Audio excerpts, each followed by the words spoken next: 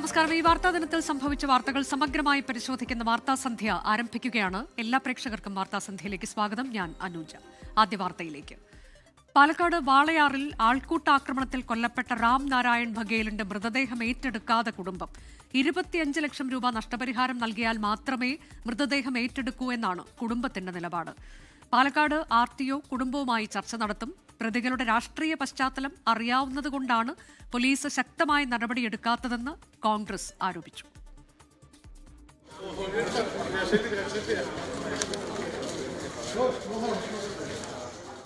Thrissur medical college ആശുപത്രിയിലെത്തി രാംനാരായണൻ ബഘേലിന്റെ മൃതദേഹം കണ്ട് വിങ്ങിപ്പൊട്ടിയ കുടുംബാംഗങ്ങളെ ആശ്വസിപ്പിക്കാൻ ബന്ധുക്കളും ആക്ഷൻ കൗൺസിൽ പ്രവർത്തകരും പ്രയാസപ്പെട്ടു.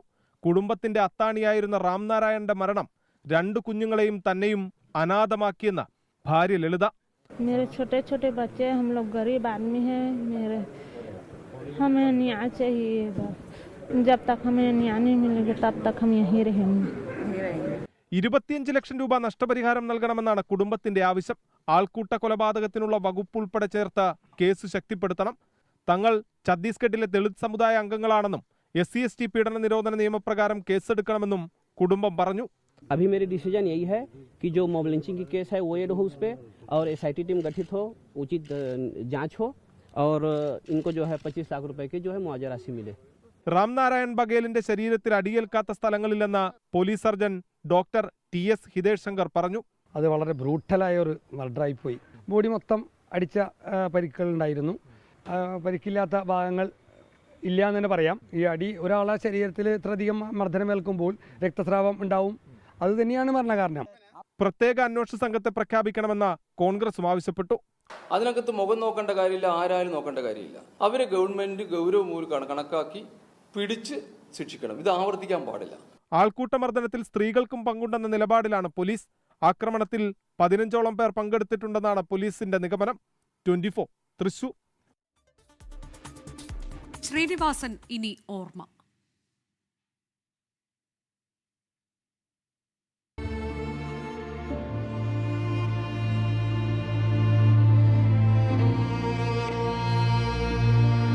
ഹരേ രാമ ഹരേ രാമ ഹരേ രാമ രാമ രാമ ഹരേ ഹരേ രാമ രാമ ഹരേ ഹരേ ഹരേ കൃഷ്ണ ഹരേ.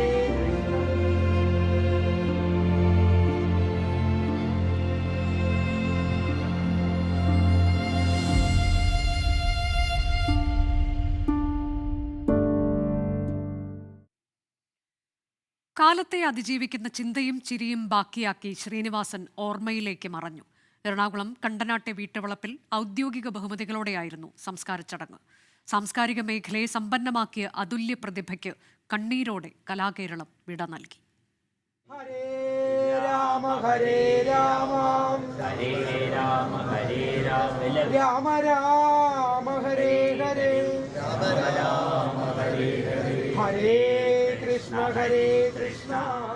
സിനിമയിലും ജീവിതത്തിലും ചിന്തയുടെയും നർമ്മത്തിന്റെയും മറ്റൊരു ഭൂഗോളം തീർത്ത പ്രതിഭ ഇനി നിത്യമായ ഓർമ്മ.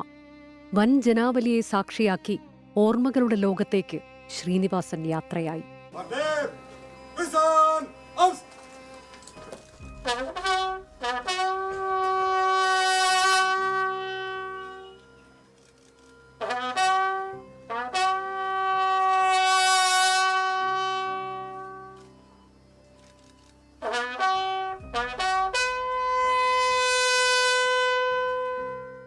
ജീവിതവഴിയിൽ എന്നും താങ്ങും തണലുമായിരുന്ന ഭാര്യ വിമല പ്രിയതമന് അന്ത്യയാത്രാമൊഴി നൽകിയത് ചുറ്റുമുള്ളവരുടെ കണ്ണുകളെ ഈറനണിയിച്ചു.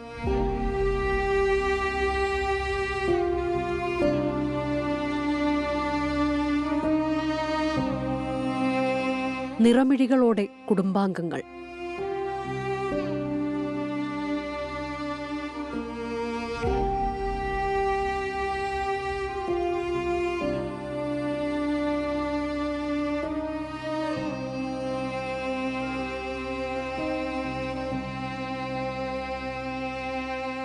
വിനീതും ധ്യാനം ചേർന്നാണ് ചിതയ്ക്ക് തീ കൊളുത്തിയത്.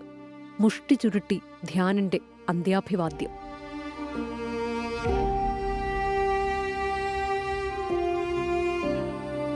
സിനിമ, രാഷ്ട്രീയ മേഖലകളിലെ പ്രമുഖർ ഉൾപ്പെടെ ഇന്നും വസതിയായ പാലാഴിയിലേക്കെത്തിയത് ആയിരക്കണക്കിന് പേർ. ഇടത്തരക്കാരന്റെ വിഹ്വലതകൾ അവതരിപ്പിച്ച് ചിരിപ്പിച്ചും ചിന്തിപ്പിച്ചും സാധാരണക്കാരനിൽ സാധാരണക്കാരനായി മടക്കം. ആരോടും മിണ്ടാതെ മിഴികളിൽ നോക്കാതെ മഞ്ഞിൽ മായുന്ന മൂകസന്ധ്യേ. 24 കൊച്ചി. വൈകാരിക നിമിഷങ്ങൾക്കാണ് ശ്രീനിവാസന്റെ കണ്ടനാട്ടെ വീട് സാക്ഷ്യം വഹിച്ചത്. പേനയും പേപ്പറും നൽകി സത്യനന്ദിക്കാട് പ്രിയ സുഹൃത്തിനെ യാത്രയാക്കി. മലയാള സിനിമ കണ്ട വലിയ ജീനിയസ് എന്ന് സഹപ്രവർത്തകർ ശ്രീനിവാസനെ അനുസ്മരിച്ചു.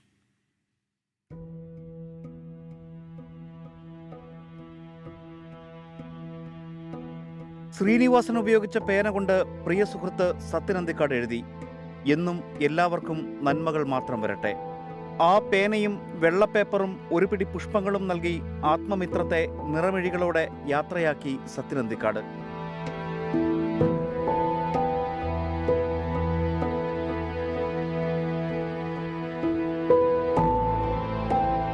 മലയാള സിനിമയെ വളരെ നന്മയുടെ ഭാഗത്തേക്ക് വഴി തിരിച്ചുവിട്ട ഒരു തിരക്കഥാകൃത്താണ്, ഒരു എഴുത്തുകാരനാണ് ശ്രീനിവാസൻ. എപ്പോഴും അങ്ങനെയാണ്, ഒരാൾ വേർപിരിയുമ്പോഴാണ് അയാളുടെ പ്രസക്തി നമ്മൾ കൂടുതൽ തിരിച്ചറിയുന്നത്. ആ നിലയിൽ ശ്രീനിവാസനെ നമ്മൾ കൂടുതൽ തിരിച്ചറിയാൻ പോകുന്നതേ ഉള്ളൂ, കൂടുതൽ വായിക്കാൻ പോകുന്നതേ ഉള്ളൂ എന്ന് എനിക്ക് തോന്നുന്നു. വെള്ളിത്തിരയിൽ ഹിറ്റുകൾ തീർത്തവർ പ്രിയപ്പെട്ടവന്റെ ഓർമ്മയിൽ വിതുമ്പി.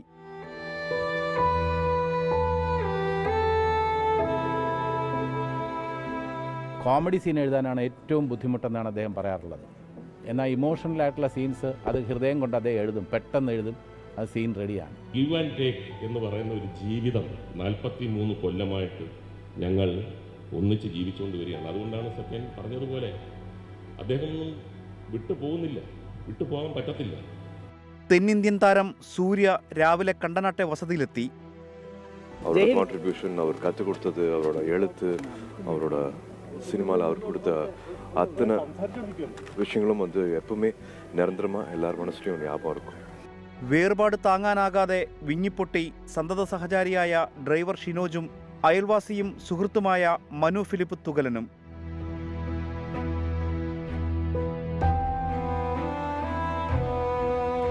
സംസ്കാര ചടങ്ങുകൾക്ക് ശേഷം കലൂരിലെ അമ്മ ഓഫീസിൽ സഹപ്രവർത്തകർ ശ്രീനിവാസനെ അനുസ്മരിച്ചു. കാലാതിവർത്തിയായ സൃഷ്ടികൾ ബാക്കിയാക്കി തലമുറകളെ പ്രചോദിപ്പിച്ച് മടങ്ങിയ അതുല്യ കലാകാരന് വിട. 24 കൊച്ചി. ഇന്നത്തെ മറ്റൊരു പ്രധാനപ്പെട്ട വാർത്തയിലേക്കാണ് ഇനി. ശബരിമല വിമാനത്താവള പദ്ധതിയിൽ സർക്കാരിന് തിരിച്ചടി. ഭൂമി ഏറ്റെടുക്കാൻ സർക്കാർ പുറപ്പെടുവിച്ച വിജ്ഞാപനം ഹൈക്കോടതി റദ്ദാക്കി. 2570 ഏക്കർ ഭൂമി ഏറ്റെടുക്കേണ്ടതിന്റെ സാഹചര്യം എന്ത് എന്ന് ഹൈക്കോടതി ചോദിച്ചു. ഭൂമിയുടെ ആവശ്യം സർക്കാരിന് ശാസ്ത്രീയമായി തെളിയിക്കാനായില്ലെന്നും കോടതി ചൂണ്ടിക്കാട്ടി. ശബരിമല ഗ്രീൻഫീൽഡ് വിമാനത്താവളത്തിനായി 2570 ഏക്കർ ഭൂമി ഏറ്റെടുക്കാനാണ് സർക്കാർ വിജ്ഞാപനമിറക്കിയത്. എന്നാൽ എയർപോർട്ട് അതോറിറ്റി ഓഫ് ഇന്ത്യയുടെ കണക്കനുസരിച്ച് വലിയ വിമാനങ്ങൾ ഇറങ്ങുന്ന വിമാനത്താവളങ്ങൾക്ക് പോലും 1200 ഏക്കർ മതിയാകുമെന്ന് കോടതി നിരീക്ഷിച്ചു. ഭാവി വികസനം മുന്നിൽ കണ്ടാണ് 2570 ഏക്കർ ഭൂമി കണക്കാക്കിയത് എന്ന സർക്കാർ വാദവും കോടതി തള്ളി. എന്തൊക്കെയാണ് വികസന പ്രവർത്തനങ്ങളെന്ന് റിപ്പോർട്ടിൽ പറഞ്ഞിട്ടില്ല എന്ന് കോടതി ചൂണ്ടിക്കാട്ടി. സാമൂഹികാഘാത പഠനത്തിലും കാര്യമായ ഗൗരവം പുലർത്തിയില്ല. ഭൂമിയുടെ കൃത്യമായ അളവ് നിർണ്ണയിക്കാൻ പുതിയ സോഷ്യൽ ആഘാത പഠനം നടത്തണമെന്ന് കോടതി നിർദ്ദേശിച്ചിട്ടുണ്ട്. 24 കൊച്ചി. ശബരിമല സ്വർണ്ണക്കൊള്ളയിൽ Chennai smart creation CEO Pankaj ഭണ്ഡാരിയുടെയും ബെല്ലാരിയിലെ ജ്വല്ലറി ഉടമ ഗോവർദ്ധന്റെയും പങ്ക് വിവരിച്ച് SITയുടെ റിമാൻഡ് റിപ്പോർട്ട്. പ്രതികളിൽ നിന്ന് സ്വർണം കണ്ടെടുത്തുവെന്നും കുറ്റം മറയ്ക്കുന്നതിൽ ഇവർക്ക് പങ്കുണ്ട് എന്നുമാണ് റിപ്പോർട്ട്. അതേസമയം തിരുവിതാംകൂർ ദേവസ്വം ബോർഡ് മുൻ അംഗങ്ങളായ KP ശങ്കരദാസ്, N വിജയകുമാർ എന്നിവരെ കേസിൽ ഉടൻ ചോദ്യം ചെയ്യും. അറസ്റ്റിലായ smart creation CEO Pankaj Bhandari, ബെല്ലാരിയിലെ റൊദ്ദം ജ്വല്ലറി ഉടമ ഗോവർദ്ധൻ എന്നിവർക്ക് ശബരിമല സ്വർണ്ണക്കൊള്ളയിലും കൃത്യം മറയ്ക്കുന്നതിലും പങ്കുണ്ടെന്നാണ് SIT കണ്ടെത്തൽ. 2 പേരിൽ നിന്നും സ്വർണം കണ്ടെത്തിയിട്ടുണ്ട്. സ്മാർട്ട് ക്രിയേഷൻസിൽ നിന്നും വേർതിരിച്ചെടുത്ത സ്വർണത്തിൽ 150 ഗ്രാം പണിക്കൂലിയായി വാങ്ങിയെന്നാണ് വിലയിരുത്തൽ. ഗോവർദ്ധന്റെ ബെല്ലാരിയിലെ ജ്വല്ലറിയിൽ നിന്നും 470 ഗ്രാം സ്വർണവും കണ്ടെത്തി. സ്വർണം കയ്യിൽ കിട്ടിയപ്പോൾ കുറ്റബോധം തോന്നിയെന്നും പരിഹാരമായി ശബരിമലയിൽ സ്പോൺസർഷിപ്പിലൂടെ അന്നദാനത്തിനും മാളികപ്പുറത്ത് മാല വാങ്ങാനുമായി 20 ലക്ഷം രൂപ നൽകിയാൽ മതിയെന്നും ഉണ്ണികൃഷ്ണൻ പോറ്റി പറഞ്ഞതായി ഗോവർദ്ധൻ മൊഴി നൽകിയിട്ടുണ്ട്. പണം നൽകിയതിന്റെ തെളിവുകളും ഗോവർദ്ധൻ SITക്ക് നൽകി. സ്വർണം സ്മാർട്ട് ക്രിയേഷൻസിൽ നിന്നും ഗോവർദ്ധന്റെ കൈവശമെത്തിച്ച കൽപേഷിനെ വീണ്ടും ചോദ്യം ചെയ്യും. കൊള്ളയടിച്ച സ്വർണം ആർക്കൊക്കെ കൈമാറിയെന്നതിൽ വ്യക്തതയുണ്ടാക്കാൻ ഇരുവരെയും വിശദമായി ചോദ്യം ചെയ്യാനും നീക്കം ആരംഭിച്ചിട്ടുണ്ട്. ഇവർക്ക് ദേവസ്വം ജീവനക്കാരുമായുള്ള ബന്ധത്തെക്കുറിച്ച് വിശദമായ അന്വേഷണം നടത്തും. ഉന്നതരുടെ പങ്കിനെക്കുറിച്ച് SIT അന്വേഷണം ഊർജിതമാക്കിയിട്ടുണ്ട്. മുൻ ദേവസ്വം ബോർഡ് അംഗങ്ങളായ ശങ്കർദാസ്, വിജയകുമാർ എന്നിവരെ ഉടൻ ചോദ്യം ചെയ്യും. 24 തിരുവനന്തപുരം. ദീർഘദൂര യാത്രയ്ക്കുള്ള ടിക്കറ്റ് നിരക്കുകൾ വർദ്ധിപ്പിച്ച് റെയിൽവേ. 215 കിലോമീറ്ററുകൾക്ക് മുകളിലുള്ള യാത്രകളുടെ നിരക്കാണ് കൂട്ടിയത്. വർധന ഈ മാസം 26 മുതൽ പ്രാബല്യത്തിൽ വരും. ബജറ്റിന് ആഴ്ചകൾക്ക് മുൻപ് നിരക്ക് വർദ്ധിപ്പിച്ചത് അസംബന്ധമെന്ന് കോൺഗ്രസ് വക്താവ് പവൻ ഖേര വിമർശിച്ചു. പ്രതിവർഷ വരുമാനം 600 കോടി രൂപയാക്കി ഉയർത്താൻ ലക്ഷ്യമിട്ടാണ് ടിക്കറ്റ് വർധന നടപ്പിലാക്കുന്നുവെന്നാണ് കേന്ദ്ര റെയിൽവേ മന്ത്രാലയത്തിന്റെ വിശദീകരണം. പുതുക്കിയ നിരക്കുകൾ പ്രകാരം non-AC കോച്ചുകളിൽ 500 കിലോമീറ്റർ വരെ സഞ്ചരിക്കുന്ന യാത്രക്കാർ 10 രൂപ അധികമായി നൽകേണ്ടി വരും. 215 കിലോമീറ്ററിന് മുകളിലുള്ള യാത്രയ്ക്കാണ് വർധന.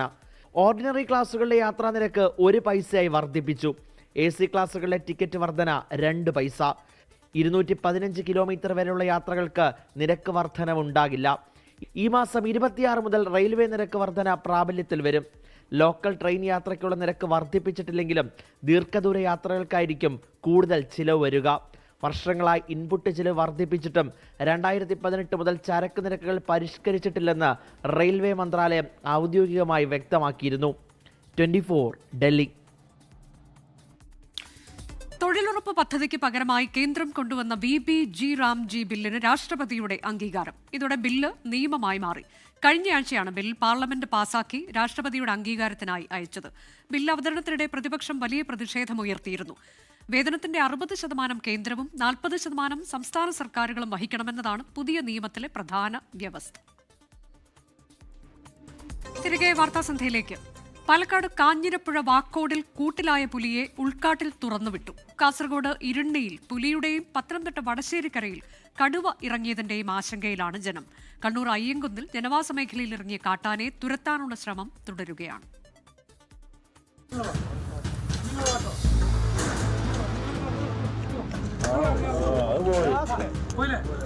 പാലക്കാട് വാക്കോട് മേഖലയിൽ കാലങ്ങളായി ഭീതി പടർത്തിയ പുലിയാണ് ഇന്നലെ രാത്രി 10 മണിയോടെ വനംവകുപ്പ് സ്ഥാപിച്ച കൂട്ടിൽ കുടുങ്ങിയത്.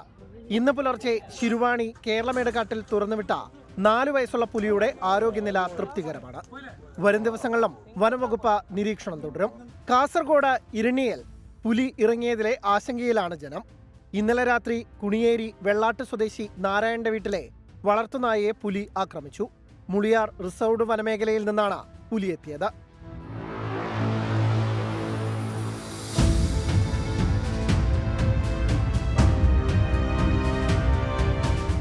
വൈൽഡ് ലൈഫ് വാർഡന്റെ അനുമതി ലഭിച്ചാലുടൻ പ്രദേശത്ത് കൂട് സ്ഥാപിക്കുമെന്ന് വനം വകുപ്പ് അറിയിച്ചു. പത്തനംതിട്ട വടശ്ശേരിക്കരയിൽ കടുവ ആടിനെ കടിച്ചുകൊന്നെന്ന് നാട്ടുകാർ പറഞ്ഞു. വനം വകുപ്പ് ഉദ്യോഗസ്ഥർ സ്ഥലത്തെത്തി. ഇന്ന് രാവിലെ 12 മണിക്കാണ് ഫാമിന്റെ തൊട്ട് താഴെ നമ്മൾ ആടിനെ തീറ്റിക്കാൻ ഇറക്കിയപ്പോൾ കടുവയുടെ ആക്രമണത്താൽ ഒരു ആട് നഷ്ടപ്പെട്ടത്.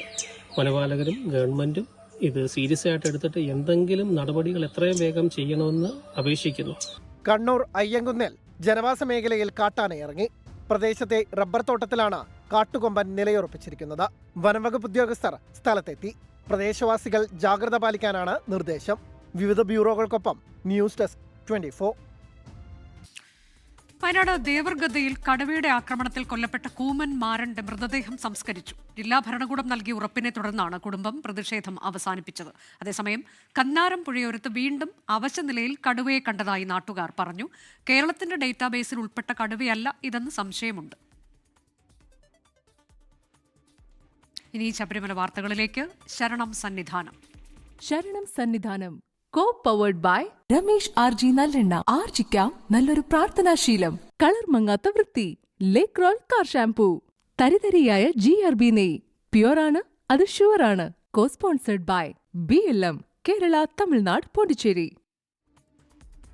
ശബരിമലയിൽ മണ്ഡലപൂജ ഈ മാസം 27 രാവിലെ 10:10 11:30 ഇടയിൽ നടക്കും. പൂജയോടനുബന്ധിച്ചുള്ള ദീപാരാധന 11:30 പൂർത്തിയാകും. മണ്ഡലപൂജയ്ക്ക് അയ്യപ്പന് ചാർത്താനുള്ള തങ്ക അങ്കി വഹിച്ചുള്ള രഥഘോഷയാത്ര മറ്റന്നാൾ രാവിലെ 7 ആറന്മുള പാർത്ഥസാരഥി ക്ഷേത്രത്തിൽ നിന്ന് പുറപ്പെടും. ഡിസംബർ 26 വൈകിട്ട് ദീപാരാധനയ്ക്ക് മുൻപ് ശബരിമല സന്നിധാനത്തെത്തും. അയ്യപ്പ വിഗ്രഹത്തിൽ തങ്കയങ്കി ചാർത്തി 6:30 ദീപാരാധന നടക്കും. ശബരിമലയിൽ ഇന്ന് ദർശനം നടത്തിയവരുടെ എണ്ണം 5 മണിവരെ 50,000 കടന്നു. തിരികെ വാർത്താസന്ധ്യയിലേക്ക്. സംസ്ഥാനത്തെ തദ്ദേശ സ്ഥാപനങ്ങളിലേക്ക് പുതുതായി തിരഞ്ഞെടുക്കപ്പെട്ട അംഗങ്ങൾ സത്യപ്രതിജ്ഞ ചെയ്തു. രാവിലെ 10 ത്രിതല പഞ്ചായത്ത് നഗരസഭാ അംഗങ്ങളും 11:30 കോർപ്പറേഷൻ കൌൺസിലർമാരുമാണ് സത്യപ്രതിജ്ഞ ചെയ്തത്. ഭരണസമിതികളുടെ ആദ്യ യോഗവും ചേർന്നു. മിക്കയിടത്തും വൻ ആഹ്ലാദ പ്രകടനത്തോടെയാണ് അതത് തദ്ദേശ സ്ഥാപനങ്ങളിലേക്ക് അംഗങ്ങൾ സത്യപ്രതിജ്ഞയ്ക്ക് എത്തിയത്. തിരഞ്ഞെടുക്കപ്പെട്ടവരിൽ ആദ്യം സത്യപ്രതിജ്ഞ ചെയ്ത മുതിർന്ന അംഗം മറ്റുള്ളവർക്ക് സത്യവാചകം ചൊല്ലിക്കൊടുത്തു. AK ഹഫീസ് എന്ന ഞാൻ നിയമാനുസരണം നടപ്പാക്കിയ ഇന്ത്യൻ ഭരണഘടനയോട് യഥാർത്ഥമായ വിശ്വാസവും കൂറും പുലർത്തുമെന്നും പലയിടത്തും UDF അംഗങ്ങൾ ഭരണഘടനയേന്തി സത്യപ്രതിജ്ഞ ചെയ്തു. അയ്യപ്പന്റെ പേരിൽ സത്യപ്രതിജ്ഞ ചെയ്തവരും സത്യവാചകത്തിന് ശേഷം ശരണം വിളിച്ചവരുമുണ്ട്. തിരുവനന്തപുരം കോർപ്പറേഷനിൽ BJP അംഗം കരമന അജിത്തിന്റെ സത്യപ്രതിജ്ഞ സംസ്കൃതത്തിലായിരുന്നു. തിരുവനന്തപുരം മഹാനഗരപാലികായാः സദസ്യത്വേന നിർവാചിതാः കരമന അജിത്. കാസർഗോഡ് ദേലമ്പാടി പഞ്ചായത്തിൽ സ്വതന്ത്രനെ പിന്തുണച്ച് കോൺഗ്രസും BJPയും മുദ്രാവാക്യം വിളിച്ചത് കൗതുകമായി. CPIM വിമതനായി മത്സരിച്ച മുൻ ലോക്കൽ സെക്രട്ടറി രത്തൻ കുമാറിനായാണ് മുദ്രാവാക്യം.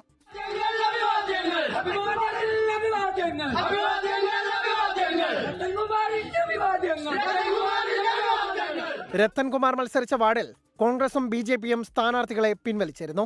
ആദ്യം സത്യപ്രതിജ്ഞ ചെയ്ത അംഗത്തിന്റെ അധ്യക്ഷതയിലായിരുന്നു ആദ്യ ഭരണസമിതി യോഗം. മേയർ, നഗരസഭാ ചെയർമാൻ സ്ഥാനത്തേക്കുള്ള തിരഞ്ഞെടുപ്പ് വെള്ളിയാഴ്ചയാണ്. ത്രിതല പഞ്ചായത്തുകളിലേക്കുള്ള അധ്യക്ഷന്മാർ ആരെന്ന് ശനിയാഴ്ചയറിയാം. സത്യപ്രതിജ്ഞാ ചടങ്ങിനിടെ തൃശൂർ ചേലക്കര ഗ്രാമപഞ്ചായത്തിൽ സരിത പ്രഭാകരൻ എന്ന അംഗം കുഴഞ്ഞു വീണു. ആലപ്പുഴ കണ്ടല്ലൂർ പഞ്ചായത്തിൽ സത്യപ്രതിജ്ഞാ ചടങ്ങിനിടെ CPIM പ്രവർത്തകൻ കുഴഞ്ഞു വീണ് മരിച്ചു. കണ്ടല്ലൂർ സ്വദേശി മനോഹരൻ പിള്ളയാണ് മരിച്ചത്.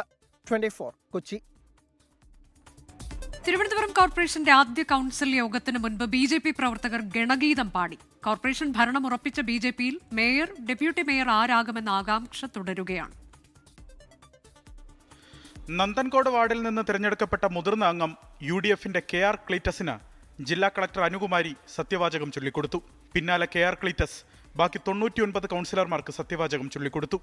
50 ഡിവിഷനുകൾ വിജയിച്ച് കോർപ്പറേഷൻ ഭരണം ഉറപ്പിച്ച NDAയിൽ നിന്ന് മേയർ സ്ഥാനത്തേക്ക് പരിഗണിക്കുന്ന VV രാജേഷും R ശ്രീലേഖയും കരമന അജിത്തും സത്യപ്രതിജ്ഞ ചെയ്തു. തിരുവനന്തപുരം മുനിസിപ്പൽ കോർപ്പറേഷനിലെ കൗൺസിലറായി തിരഞ്ഞെടുക്കപ്പെട്ട അഡ്വക്കേറ്റ് VV രാജേഷ് എന്ന ഞാൻ 29 സീറ്റോടെ പ്രതിപക്ഷത്തായ LDF കൗൺസിലർമാരും സത്യപ്രതിജ്ഞ ചെയ്ത് ചുമതലയേറ്റു. ഭയശങ്കയോ മമതയോ വാത്സല്യമോ വിദ്വേഷമോ കൂടാതെ 19 സീറ്റുകളോടെ നില മെച്ചപ്പെടുത്തിയ UDF കൗൺസിലർമാർ ഭരണഘടന ഉയർത്തിക്കാട്ടിയാണ് സത്യപ്രതിജ്ഞ ചെയ്തത്. അഡ്വക്കേറ്റ് K ശബരിനാഥൻ എന്ന ഞാൻ നിയമാനുസരണം നടപ്പാക്കിയ ഇന്ത്യൻ ഭരണഘടനയോട്. ആദ്യ കൗൺസിൽ യോഗം ചേരുന്നതിനു മുമ്പ് BJP പ്രവർത്തകർ ഗണഗീതം പാടി.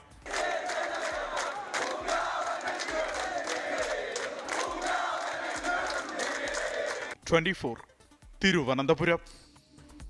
പാലാ നഗരസഭയിൽ പുളിക്കക്കണ്ടം കൌൺസിലർമാർ UDFന് പിന്തുണയ്ക്കണമെന്ന് ഇന്ന് ചേർന്ന ജനസഭയിൽ ഭൂരിപക്ഷ അഭിപ്രായം. ഏത് മുന്നണിക്കൊപ്പം നിൽക്കണമെന്നതിൽ പുളിക്കക്കണ്ടം കുടുംബം ജനങ്ങൾക്ക് മുന്നിൽ ചോദ്യങ്ങൾ വെച്ചിരുന്നു. ദിയ പുളിക്കക്കണ്ടത്തെ ചെയർപേഴ്സൺ സ്ഥാനത്തേക്ക് കൊണ്ടുവരാൻ ആരുടെ പിന്തുണ വേണമെന്നതായിരുന്നു ഒരു ചോദ്യം. ഇരു മുന്നണികളുടെയും സംസ്ഥാന നേതാക്കൾ ബന്ധപ്പെട്ടെന്നും അധികാരത്തിൽ പങ്കുവേണമെന്നും ബിനു പുളിക്കക്കണ്ടം പറഞ്ഞു. വാർത്താസന്ധ്യ അവസാനിക്കുന്നു. ഇനി പൊതുജനം കരുതിയല്ല സാർ എന്ന പരിപാടിയുമായി ഡോക്ടർ ഉന്മേഷ് ശിവരാമൻ.